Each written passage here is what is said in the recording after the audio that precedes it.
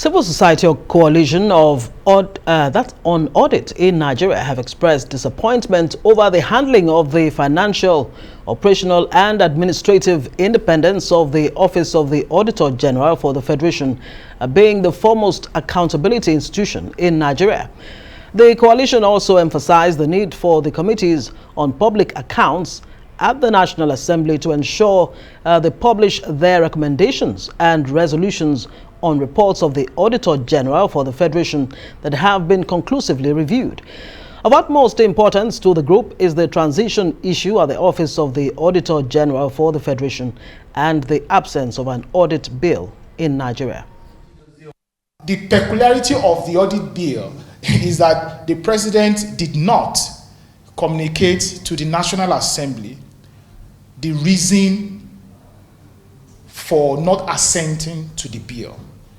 Because we cannot say that the President withheld assent. We can only say that if there was a communication to say, I am withholding assent to this bill on so ground. The President did not communicate that. So even the National Assembly did not have official communication from the President as to the reason why the bill was hanging. The National Assembly committees on public accounts have never published their recommendations and resolutions on review of reports of Auditors General. They have never, since 1999. The only document that I have seen relating to the resolutions and recommendations of public accounts on reports of Auditor General is 1956, 1955, 1956, 1966, 1967, then 1972 and 1973. Well, for more on this, Olusegun Elemo, Executive Director, Paradigm Leadership Support Initiative, joins us now to discuss this. Thank you so much for joining us. And you made quite a lot of revelations there. And the point is, why do the MDAs, the ministries, departments and agencies, get away with the lack of accountability and transparency in spite of TSA and other, rules, laid down rules to close any loopholes? What exactly is responsible for that? When you hear that in 2019 alone, MDAs did not account for 4.97 trillion naira. Well, I think basically is to say that there are gaps in the public financial management system of the country, and that gap is visible in that there is no audit law as we speak today. And why successive governments, continue to run away from enacting audit law. First, it was, the former President, Chief Olusegun Obasanjo, who in 2007 refused to assent to the audit bill. Then, former President Goodluck Jonathan, who also, at the twilight of his administration, refused to assent to the bill.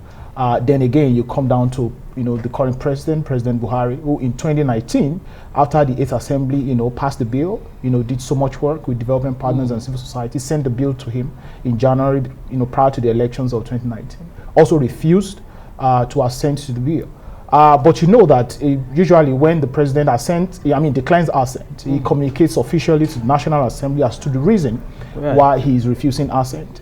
The peculiarity of the audit bill that was sent to him in 2019 was that he did not, communicate anything to them. He just withheld assent, and even principal officers at National Assembly could not tell as to the reason, except for, people who knows around to say, okay, what could be the reason? And, they could just guess. They don't have official communication.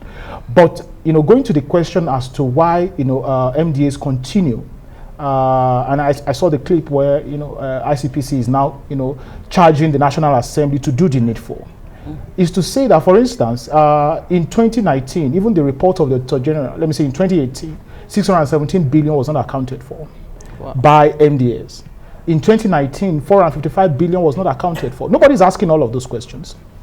I was with, one of, key government officials earlier this week on Monday, and he made mention of something, that if agencies of government that are responsible for generating revenue can only just remit 40%, just 40% of what they generate to government, we will not need to borrow this much. That's to say that, you see, what is happening today is that, and we said it at the forum we heard earlier today, is a lazy effort to think that you can just continue to borrow and not, pin people down who are responsible for generating revenue. Right. And just before coming on set now, I saw that, for the 8th month, NNPC has refused to remit anything to the Federation account. And the Constitution is clear. Even before NNPC was restructured, it wasn't remitting for months. Right. The Constitution is clear as to when you generate revenue, you bring it to the pool of the Federation first before you start making any expenditure. You can't run expenditure on behalf of the government. You say it's on the instruction of the government to pay subsidy.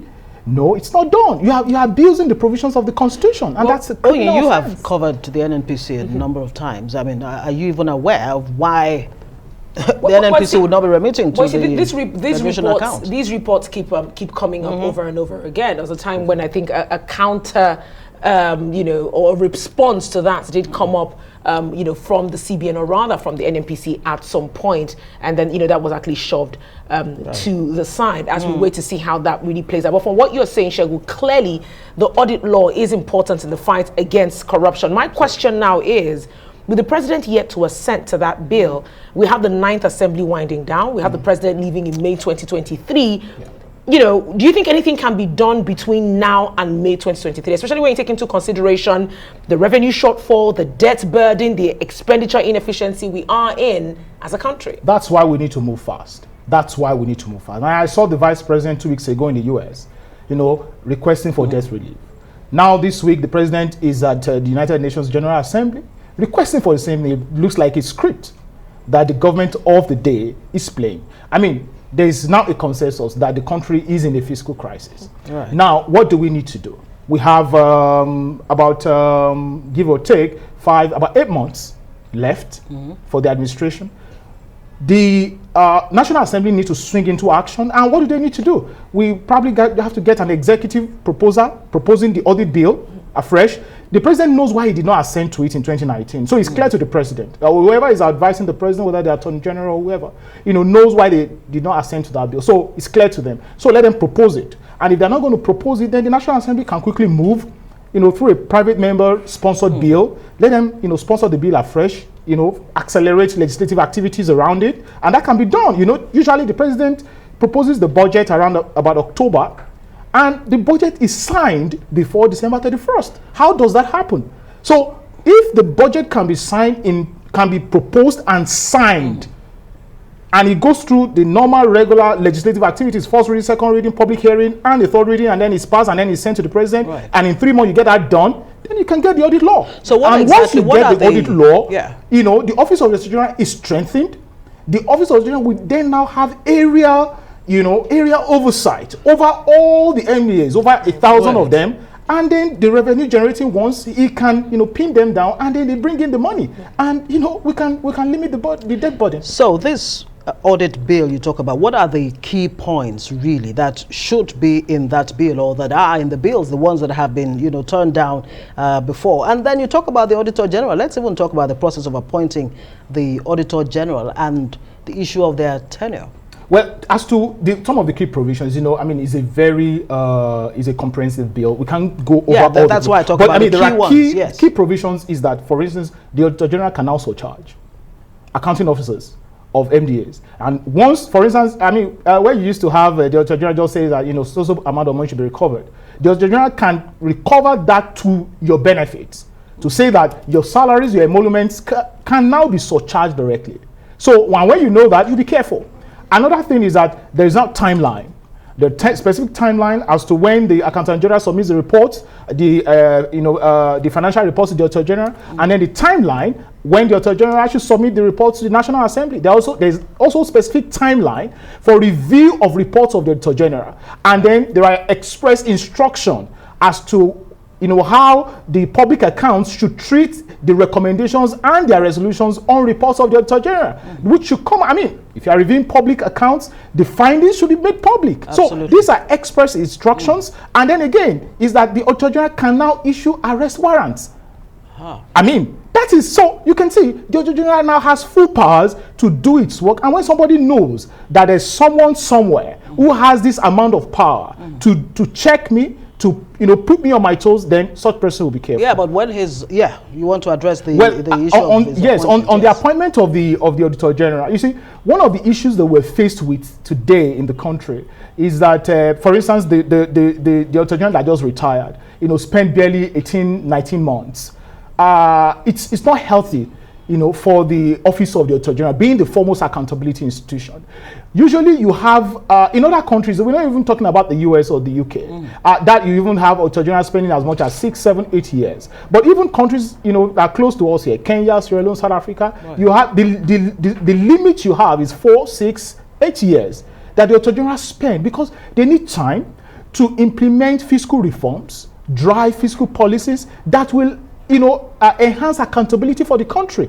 And like I said, the Auditor General that retired spent barely 18, 19 months. That's too short. So what we are asking is that whoever is going to come in, and like the guideline that has been issued by the Federal Civil Service, saying that any director in the office of the Auditor General that does not have at least 2 years prior to retirement should not bother to contest for that office. And I think that's what we should stick to. Interesting. We're really going to have to leave it on that note. We've been speaking to Olusegun Elemo. He's the Executive Director, Paradigm Leadership Support Initiative.